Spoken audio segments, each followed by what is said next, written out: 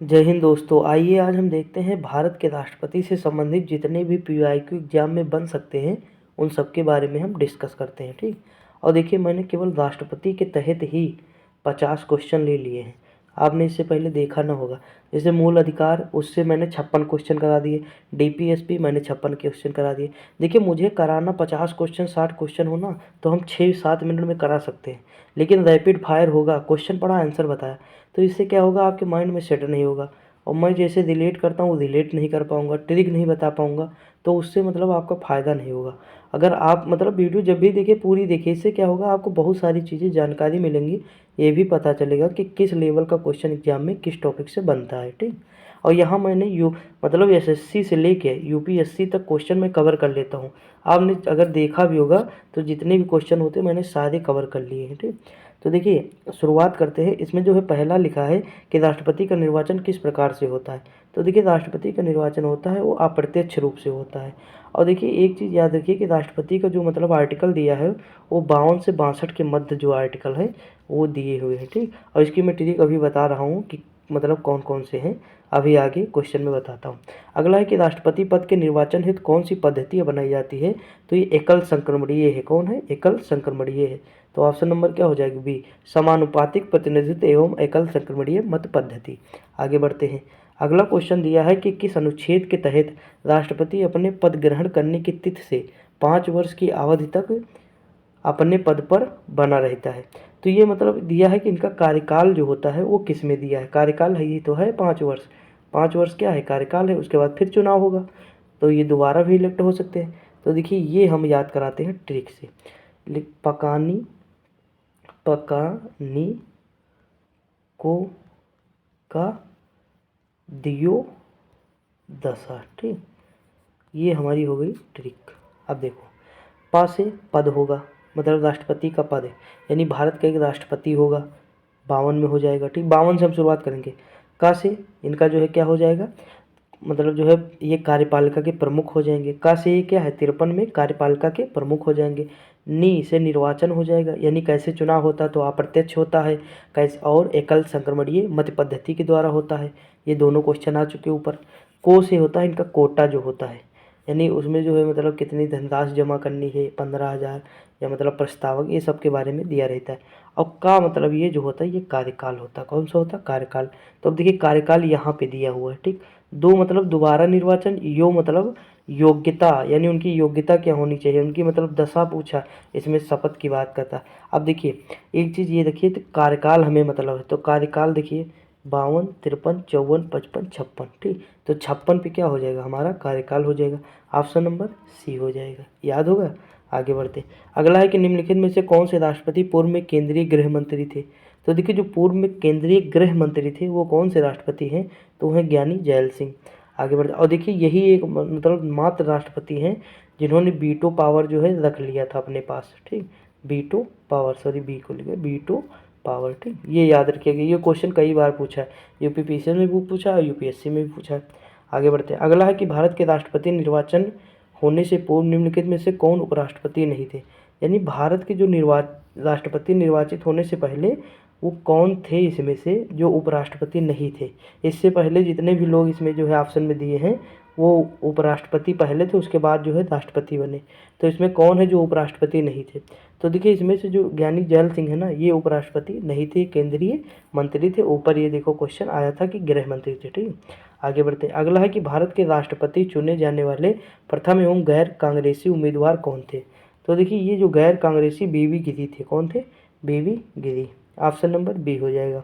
आगे बढ़ते हैं। अगला है कि राष्ट्रपति को कौन मतलब सहाय एवं मंत्रणा देता है। यानी सहाय मतलब सहायता और मंत्रणा देता है, यानी कौन मतलब राष्ट्रपति को बताता है, तो ये मंत्रिपरिषद है। कौन? मंत्रिपरिषद है। अगला है कि विदेशों को भेजे जाने वाले विभिन्न संसदीय प्रतिनिधि मंडलों के लिए व्यक्तियों का नामांकन निम्नलिखित में से कौन करता है। तो देखिए, राष्ट्रपति होगा, क्योंकि हेड ऑफ नेशन जो है हमारा, हेड ऑफ नेशन यानी जो राज्य का प्रमुख या राष्ट्र का प्रमुख है हमारा, वो कौन है? राष्ट्रपति है। तो हेड ऑफ नेशन कौन है? राष्ट्रपति है। तो इसी के नाम से ही तो होगा। ठीक। और कार्यपालिका का प्रमुख जो होता है, मतलब जो कार्य मतलब जो है वास्तविक शक्ति किसके पास है, तो प्रधानमंत्री के पास है। आगे बढ़ते हैं। अगला है कि भारत के निम्नलिखित में से किस मुख्यमंत्री ने कुछ समय तक भारत के राष्ट्रपति के रूप में कार्य किया? तो देखिए ये कौन है, न्यायमूर्ति हेम हिदायतुल्ला है। ठीक, अब देखिए मान लीजिए राष्ट्रपति नहीं है, मान लीजिए राष्ट्रपति के कार्यकाल का पद मतलब समाप्त हो गया, राष्ट्रपति नहीं है उस पद पर, त्यागपत्र दे दिए, तो उपराष्ट्रपति को बैठाया जाएगा। अगर उपराष्ट्रपति भी नहीं है तो मतलब सीजीआई यानी जो सुप्रीम कोर्ट के मुख्य न्यायाधीश होंगे उनको बैठाया जाएगा। अगर वो भी नहीं होंगे ना तो जो मतलब सुप्रीम कोर्ट के वरिष्ठ न्यायाधीश होंगे उनको बैठाएंगे। तो अगर राष्ट्रपति नहीं है तो उपराष्ट्रपति, उपराष्ट्रपति नहीं है उनके जगह पे तो फिर जो है सीजीआई, तो ये सीजीआई थे उस समय। ठीक, तो इनको बैठाया गया था। उसके बाद अगर वो ये भी ना होते तो यहाँ का कोई वरिष्ठ होता, ये चीज़ माइंड में रखिए। और देखिए मान लीजिए कोई क्वेश्चन मैंने पढ़ा और उसका ऑप्शन मतलब गलत हो गया या मतलब कुछ मैंने गलत बता दिया, तो देखिए मैं भी इंसान हूँ, हो सकता है गलती हो जाती हूँ। ठीक, तो जहाँ भी आपको डाउट लगे तो वो जाके तुरंत आप मतलब उसे देख लीजिए, उसी टाइम देख लीजिए। ठीक, और मतलब गलती बहुत मुश्किल से ही होती होगी, क्योंकि मैं वैसे भी रिसर्च करके ही बताता हूँ, मतलब क्वेश्चन को देखता हूँ, उसका एनालिसिस करता हूँ, उसके बाद ही आंसर बताता हूँ। हो सकता है कभी मतलब टिक लगाने में या बोलने में गलत हो जाए तो अलग बात है, तो उसके लिए क्षमा कीजिएगा। ठीक, आगे बढ़ते। अगला है कि निम्नलिखित में से कौन राष्ट्रपति का कार्य नहीं है, यानी इसमें से कौन सा है जो राष्ट्रपति का कार्य नहीं है? तो देखिए लोकसभा का सत्रावसान ये राष्ट्रपति करता है। ठीक, किसी सत्र के अंतर्गत लोकसभा की बैठक का आहूति, तो बैठकों की आहूति जो है ये कार्य नहीं है राष्ट्रपति का।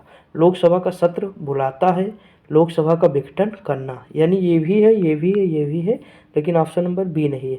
किसी सत्र के अंतर्गत लोकसभा की बैठकें आहूत करना ये वहाँ का स्पीकर का काम होगा। ठीक, आगे बढ़ते हैं।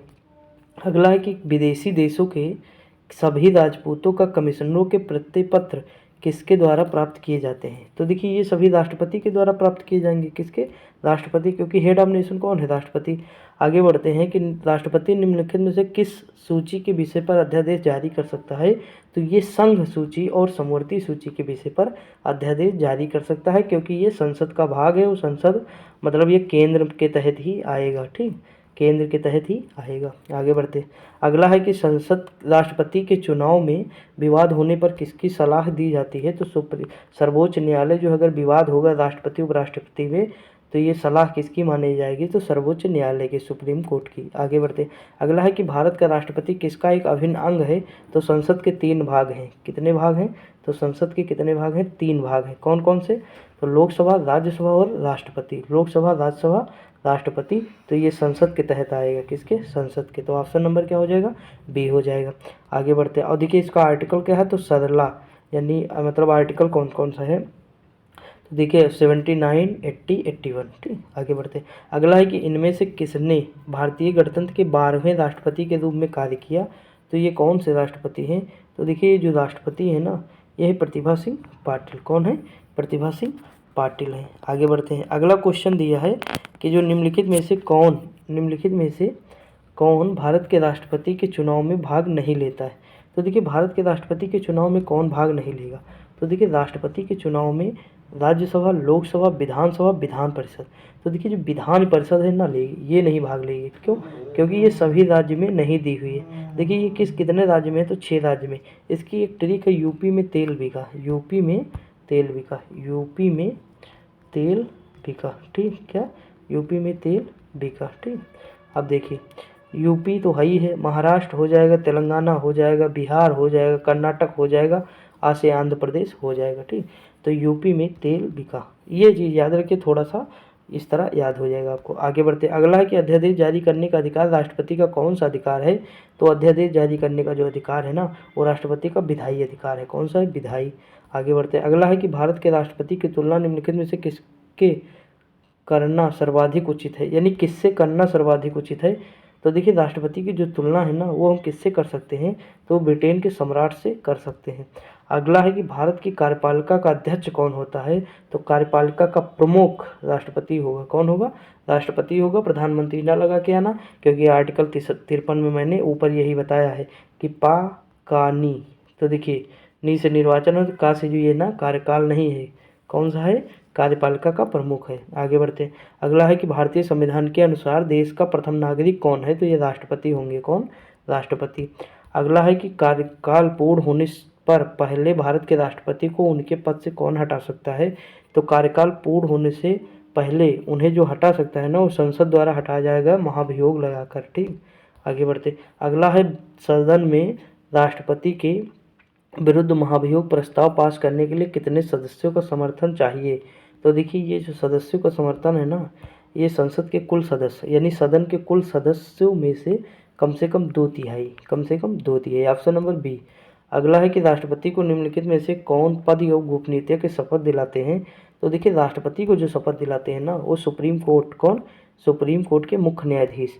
अगला है कि राष्ट्रपति संविधान के किस अनुच्छेद के तहत भारत के मुख्य न्यायाधीश के समक्ष शपथ ग्रहण करता है?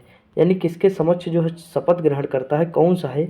तो उसमें मैंने पकानिको का दियो दशा, यानी उसमें शपथ के बारे में मैंने बताया था। आर्टिकल कौन सा है? 60 है, और 61 में क्या है? महाभियोग है। ठीक, आगे बढ़ते हैं। अगला है कि मुख्य न्यायाधीश की अनुपस्थिति में राष्ट्रपति किसके समक्ष शपथ लेता है? तो ये देखिए, किसके समक्ष शपथ लेगा?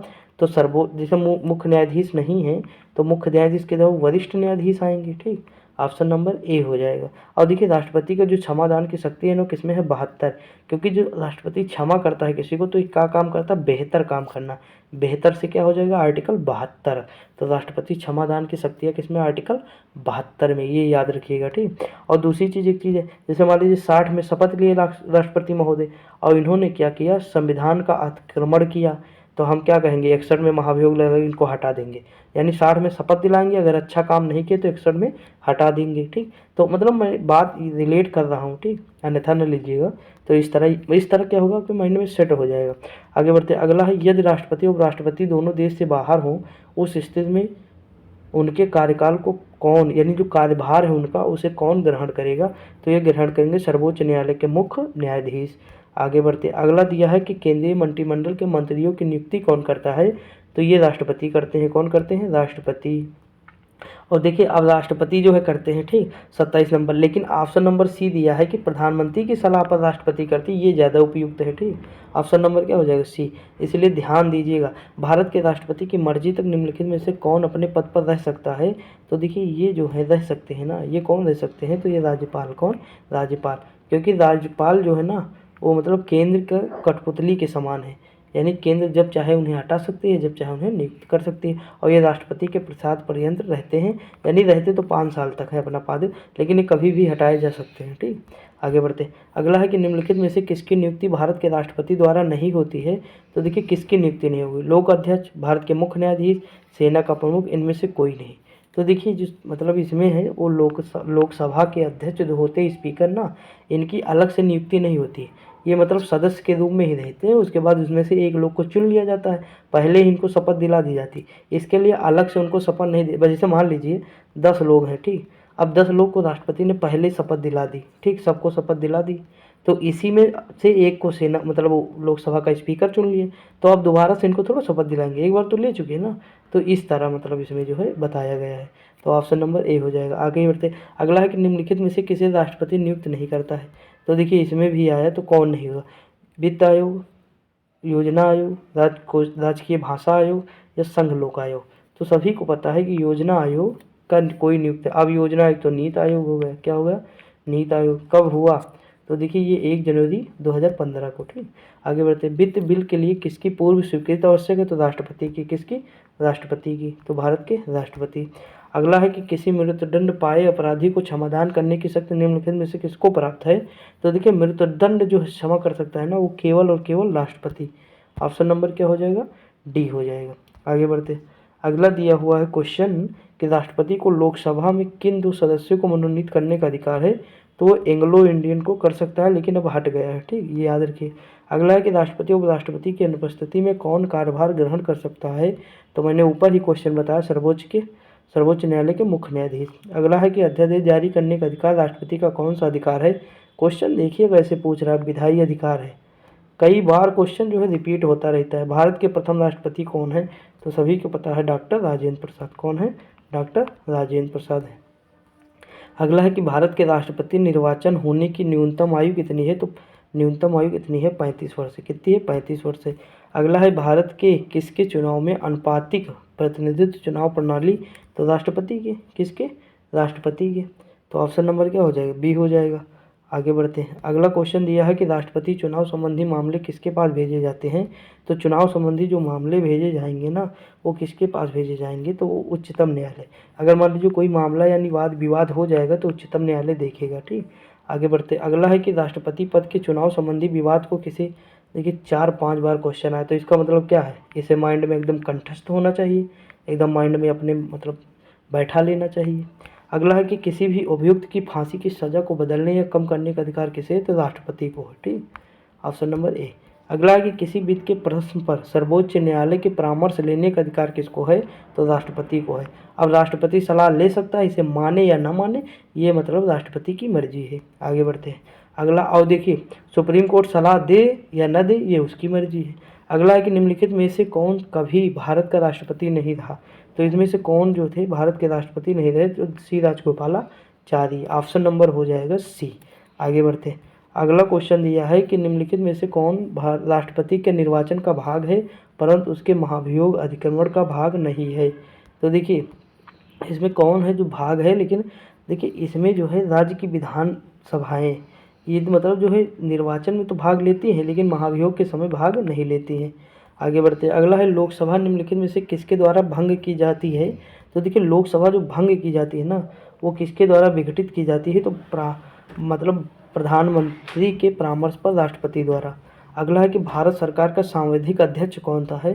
तो देखिए सांविधिक अध्यक्ष जो है ना राष्ट्रपति है। कौन, राष्ट्रपति। अगला है कि यदि भारतीय उपराष्ट्रपति अपना मतलब अपना पदत्याग या त्यागपत्र करने का निर्णय लेते हैं, तो देखिए तो वो अपना त्यागपत्र किसे रखेंगे, तो देखिए वो किसके पास देंगे, वो किसको देंगे, तो राष्ट्रपति को। अगला है कि भारतीय संविधान के अनुसार संघ की कार्यपालिका शक्तियाँ किसमें निहित हैं। तो ये जो संघ की कार्यपालिका शक्तियाँ निहित है, कई बार बताया, राष्ट्रपति में निहित है। आर्टिकल कौन सा है, तो 53 है। अगला है भारतीय संविधान के अनुसार देश की तीनों शक्तियों का अध्यक्ष सुप्रीम कमांडर कौन होता है, तो राष्ट्रपति होता है। अगला फिर क्वेश्चन पूछा है कि भारतीय सशस्त्र सेनाओं का सर्वोच्च कमांडर कौन होता है, तो ये भी कौन होता है, राष्ट्रपति होता है। तो देखिए मैंने यहाँ 50+ क्वेश्चन मतलब 50 क्वेश्चन कर लिए हैं। आई होप आपको पसंद आया होगा। अगर वीडियो पसंद आई तो इसे लाइक शेयर कर दीजिएगा। मिलते हैं अगली वीडियो में, तब तक के लिए जय हिंद।